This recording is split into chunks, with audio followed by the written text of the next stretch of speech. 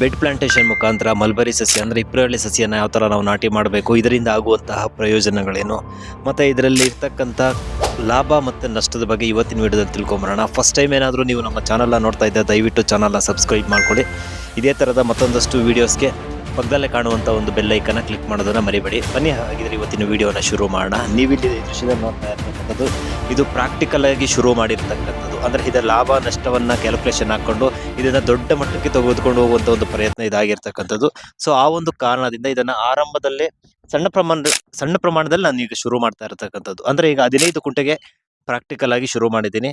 ಅಂದರೆ ನಾರ್ಮಲ್ ಆಗಿ ನಾವೇನು ಮಾಡ್ತಾ ಇದ್ವಿ, ಕಳೆದ ಅಥವಾ ರೀಸೆಂಟ್ ಡೇಸ್ ಅಲ್ಲಿ ಇರ್ಬೋದು, ಅಥವಾ ಹಿಂದಿನ ಕಾಲದಲ್ಲಿ ಯಾವ ತರ ನಾವು ನಾಟಿ ಮಾಡ್ತಾ ಇದ್ವಿ, ಅದು ಬದಲಾದಂತೆ ಕಾಲಕ್ರಮೇಣ ಬದಲಾದಂತೆ ಯಾವ ತರ ನಾಟಿ ಮಾಡ್ತಾ ಇದ್ವಿ, ಸ್ಟೆಪ್ ಬೈ ಸ್ಟೆಪ್ ಅಥವಾ ಹೋಗ್ತಾನೆ ಇದೀವಿ. ಬಟ್ ಇವತ್ತಿನ ಕಾಲಘಟ್ಟಕ್ಕೆ ಸಂಬಂಧಪಟ್ಟಂತೆ ಇವತ್ತು ಲೇಬರ್ ಸಮಸ್ಯೆ ಅನ್ನೋದು ಪ್ರತಿಯೊಂದು ಹಳ್ಳಿಯಲ್ಲೂ ಅಥವಾ ಪ್ರತಿಯೊಂದು ಕೆಲಸದಲ್ಲೂ ಸಹ ಪ್ರತಿಯೊಂದು ಕೃಷಿಯಲ್ಲೂ ಇದೇ ಸಮಸ್ಯೆ ಆಗಿರ್ತಕ್ಕಂಥದ್ದು.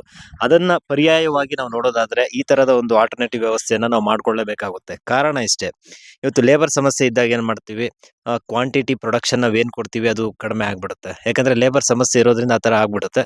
ಸೊ ಅದಕ್ಕೆ ಈ ತರ ಮಲ್ಚಿಂಗ್ ಪೇಪರ್ ಅನ್ನ ಹಾಕಿ ಬೆಡ್ ಅನ್ನ ಹೊಡೆದು ಅದ್ರ ಮುಖಾಂತರ ಮಲ್ಚಿಂಗ್ ಪೇಪರ್ ಅನ್ನ ಹಾಕಿ ಮತ್ತೆ ಸಸಿಯನ್ನ ನಾಟಿ ಮಾಡ್ತಕ್ಕಂಥದ್ದು ಇರ್ಬೋದು. ಇದರಿಂದ ಬೆನಿಫಿಟ್ಸ್ ನಾವು ಫಸ್ಟ್ ನೋಡೋದಾದ್ರೆ, ಕಳೆ ಸಮಸ್ಯೆ ಅನ್ನೋದು ವಿಪರೀತ ಕಳೆ ಸಮಸ್ಯೆ ಬರುತ್ತೆ. ನಾರ್ಮಲ್ ಆಗಿ ನಾವು ಇಪ್ಪನೇರಳೆ ಸಸಿಯನ್ನ ನಾಟಿ ಮಾಡಿದಂತಹ ದಿನದಿಂದ ಹಿಡಿದು ಅದು ಫಸ್ಟ್ ಹಾರ್ವೆಸ್ಟಿಂಗ್ ಯಾವಾಗ ಬರುತ್ತೆ, ಆಲ್ಮೋಸ್ಟ್ ಏನಿಲ್ಲ ಅಂದ್ರೆ 5 ರಿಂದ 6 ಅಥವಾ 7 ತಿಂಗಳು ಕೆಲವೊಂದು ಭೂಮಿಗಳಲ್ಲಿ ಫಲವತ್ತತೆ ಕಡಿಮೆ ಇರೋದ್ರಿಂದ 7 ತಿಂಗಳವರೆಗೂ ತಗೊಳುತ್ತೆ. ಅಲ್ಲಿ ತನಕ ಲೇಬರ್ ಎಷ್ಟು ಖರ್ಚಾಗುತ್ತೆ ನೀವು ಚೆನ್ನಾಗಿ ಅರ್ಥ ಮಾಡ್ಕೊಳ್ಳಿ, ಮತ್ತೆ ಒಂದು ಕ್ಯಾಲ್ಕುಲೇಷನ್ ಹಾಕೊಳ್ಳಿ, ಇಷ್ಟು ಲೇಬರ್ ಖರ್ಚಾಗುತ್ತೆ ಈ ಒಂದು ಕಳೆಯನ್ನ ತೆಗಿಲಿಕ್ಕೆ ಅಂತ. ಅದಾದ್ಮೇಲೆ ನೆಕ್ಸ್ಟ್ ಈ ನೀರು ಅಷ್ಟೇ, ನಾವೇನು ಇಲ್ಲಿ ನಾರ್ಮಲ್ ಆಗಿ ಪೈಪ್ಲೈನ್ ನಲ್ಲಿ ಡ್ರಿಪ್ ಇರಿಗೇಷನ್ ನಾವೇನ್ ಮಾಡ್ತೀವಿ, ನೀರು ಯಾವ ತರ ಬಿಡ್ತೀವಿ, ಈ ಒಂದು ಹಂತದಲ್ಲಿ ನೀರು ಬಿಡೋದಕ್ಕೂ ವ್ಯತ್ಯಾಸ ಇದೆ. ಯಾಕಂದ್ರೆ ಇದರಲ್ಲಿ ಬೇಗ ನೀರು ಡ್ರೈ ಆಗೋದಿಲ್ಲ. ಬಿಟ್ಟಿರ್ತಕ್ಕಂಥ ನೀರು ಕೇವಲ ನಾವು ನಾಟಿ ಮಾಡಿರ್ತಕ್ಕಂಥ ಸಸಿಗೆ ಮಾತ್ರ ಆ ಒಂದು ನೀರು ಸಿಗುವಂಥದ್ದು. ಬೇರೆ ಕಳೆ ಆ ತರ ಇದಕ್ಕೆ ಸಿಗೋದಿಲ್ಲ.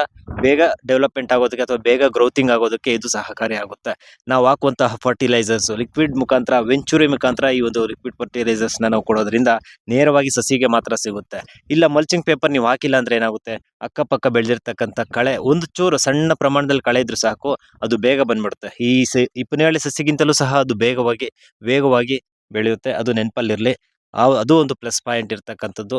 ಮತ್ತೆ ನಾವೇನು ಕಳೆನಾಶಕಗಳು, ಇತ್ತೀಚೆಗೆ ಲೇಬರ್ ಸಮಸ್ಯೆ ಇರೋದ್ರಿಂದ ಕಳೆನಾಶಕಗಳು ಸಹ ಬಳಕೆ ಜಾಸ್ತಿ ಆಗ್ತಾ ಇದೆ, ನಿಮ್ಗೆ ಗೊತ್ತಿರ್ಬೋದು. ಕಳೆ ತೆಗಿಲಿಕ್ಕೆ ಅವುಗಳನ್ನು ಸಹ ಇಲ್ಲಿ ಅವಾಯ್ಡ್ ಮಾಡ್ಕೊಳ್ತಾ ಬರ್ಬೋದು. ಇದು ಏನಿಲ್ಲ ಅಂದ್ರೂ ಒಂದು ಮೇಂಟೈನ್ ಮಾಡಿದ್ರೆ ಒಂದು 2 ರಿಂದ 3 ಬೆಳೆ ಬರುತ್ತೆ ಈ ಒಂದು ಮಲ್ಚಿಂಗ್ ಪೇಪರ್. 20 ಮೈಕ್ರಾನ್ ಪೇಪರ್ ಅನ್ನು ನಾನು ಹಾಕಿರ್ತಕ್ಕಂಥದ್ದು.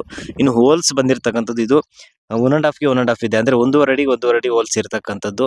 ಇದನ್ನ ಇನ್ನೂ ಎಕ್ಸ್ಪೆಂಡ್ ಮಾಡ್ಬೇಕಾಯ್ತು. ಆಕ್ಚುಲಿ ಇದು ಪ್ರಾಕ್ಟಿಕಲ್ ಆಗಿ ಅಂತ ನಾನು ಹೇಳಿದ್ದೀನಿ. ಇದನ್ನ ನೆಕ್ಸ್ಟ್ ದೊಡ್ಡ ಮಟ್ಟದಲ್ಲಿ ತಗೊಂಡು ಹೋಗೋದಕ್ಕೆ ಇಲ್ಲಿನ ಲಾಭ ನಷ್ಟ ಮತ್ತೆ ಇಲ್ಲಿ ಏನು ಪ್ರಯತ್ನಗಳನ್ನ ಅಥವಾ ಇಲ್ಲಿ ಮಾಡಿರ್ತಕ್ಕಂಥ ಮಿಸ್ಟೇಕ್ಸ್ ಏನಿದಾವೆ ಅವೆಲ್ಲವನ್ನ ಗಮನದಲ್ಲಿ ಇಟ್ಕೊಂಡು ಅವೆಲ್ಲವನ್ನ ಕೂಲಂಕುಷವಾಗಿ ಚರ್ಚೆ ಮಾಡಿ ನೆಕ್ಸ್ಟ್ ದೊಡ್ಡ ಪ್ಲಾಂಟೇಶನ್ ಮಾಡುವಂಥದ್ದು ನಿಮ್ಗೆ ಗೊತ್ತಿರಲಿ. ಇದರಲ್ಲಿ ನಾವು ಏನೇನೆಲ್ಲ ಮಿಸ್ಟೇಕ್ಸ್ ಮಾಡ್ತೀವಿ ಅನ್ನೋದು ನಮಗೊಂದು ಐಡಿಯಾ ಬಂದ್ಬಿಡುತ್ತೆ. ನಾವು ಯಾವುದೇ ಒಂದು ಕೃಷಿ ಇರ್ಬೋದು, ಯಾವುದೇ ಒಂದು ಬಿಸ್ನೆಸ್ ಇರ್ಬೋದು, ದೊಡ್ಡ ಪ್ರಮಾಣದಲ್ಲಿ ಮಾಡೋದಕ್ಕೆ ಮುಂಚೆ ನಮಗೊಂದು ಬೇಸಿಕ್ ನಾಲೆಡ್ಜ್ ಅನ್ನೋದು ಬೇಕಾಗುತ್ತೆ. 100%.